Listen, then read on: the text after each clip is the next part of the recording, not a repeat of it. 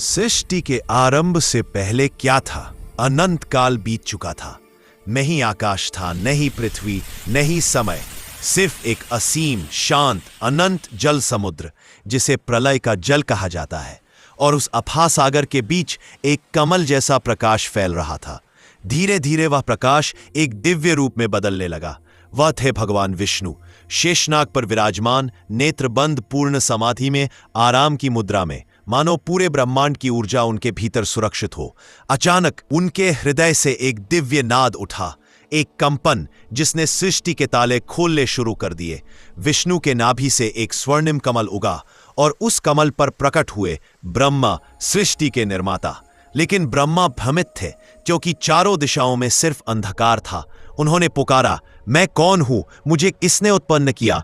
लेकिन कोई उत्तर नहीं मिला, सिर्फ गर्भ जल की गूंज। ब्रह्मा नीचे उतरे, कमलदंड के मूल तक पहुंचे और पहली बार उन्होंने विष्णु के योग निद्रा रूप को देखा। उनका तेज इतना गहन था कि ब्रह्मा क्षण भर कुछ बोल नहीं सके।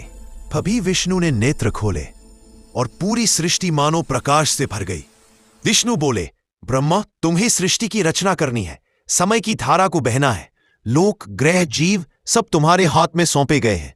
ब्रह्मा ने कहा, प्रभु, मैं ये सृष्टि कैसे बनाऊं? विष्णु मुस्कुराए।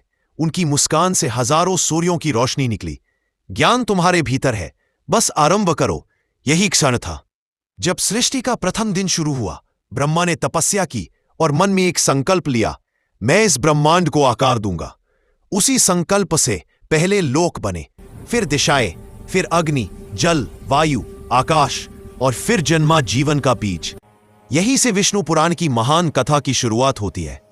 नेक्स्ट एपिसोड में आप देखेंगे देवताओं और असुरों का जन्म।